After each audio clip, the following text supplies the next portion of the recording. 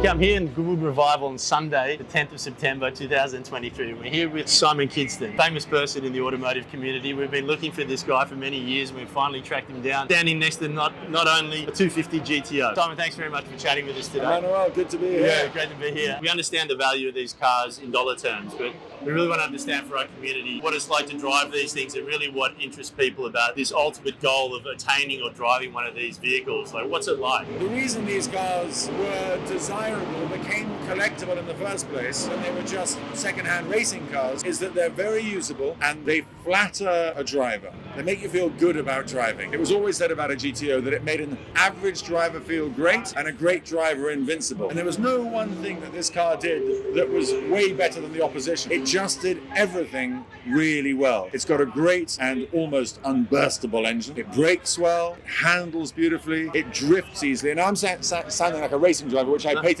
am not. Yeah. But even I, having just gone out in this car around the track, even I am still buzzing. My fingers are almost tingling from the experience. That image that the GTO had early on in its life, amongst a few eccentric, not even car collectors, just car people, because collectors didn't really exist in the 60s. And over time it became a self-perpetuating myth that the GTO was one of the greatest cars ever built. Now, what is the greatest car? That is very subjective. It's about as subjective as saying who's the most beautiful woman ever to live.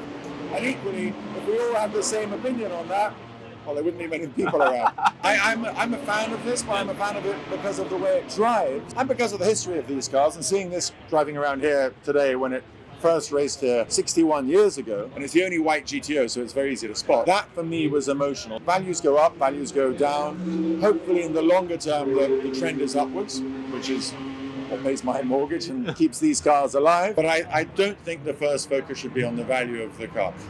Let's have a look inside. So, Ferrari made 36 GTOs, or 36 3-litre GTOs, because there were some 4-litre cars as well. Of those 36 cars, 8 were right-hand drive like this. This will work perfectly in Sydney, and I don't think I've ever seen one of these in Australia.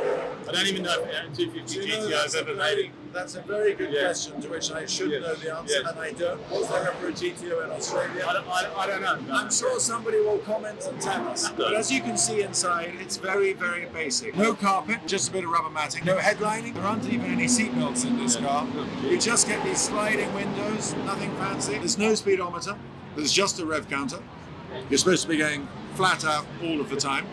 You've got basic instruments for fuel pressure, fuel level, oil pressure, oil temperature, and so on. 5-speed gearbox with this very, very tall gear lever to give you extra leverage. Great all-round visibility. For guys like you and me, a bit taller, it takes a bit of an effort to get in, but once you're in, comfortable. I have to say, the view out over the bonnet of this car is one of, I don't know if I'm allowed to say this, one of the sexiest views. Very voluptuous front wings. As you can see here, you've got the leather straps holding the bonnet down just as a precaution. Yes. The chrome clips.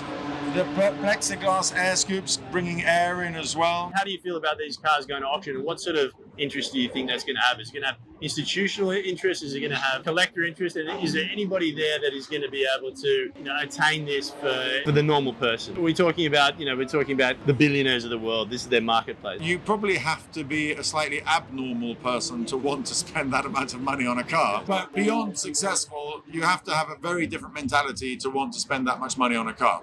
So we are talking about a die-hard car guy or girl for starters, and a very successful one. Is it going to sell in the auction? That I'm not so sure. Will you be there? I will be there, yeah. People underestimate how few people there are in the world that can rock up, put their hand up and write a check for that kind of number, whether it's art, whether it's a car or anything else. Yeah. The SLR that you recently brokered the deal on, I mean, that was a world record holder. They're saying that this is going to be the most expensive car sold at auction, but technically speaking, that Mercedes was technically an auction. There were only 10 people from around the world invited to bid. Yes. And I was actually the only person in the room to bid. Yes. So it wasn't your average auction. Really, it was hosted by Mercedes, and just the admin was done by an auction company. But this will be more of a traditional auction in New York. I'm sure the auction will be well attended. It'll be very interesting to see how many hands go up, or whether the car actually gets sold afterwards in a private deal. Simon Kidston, thank you so much for your time.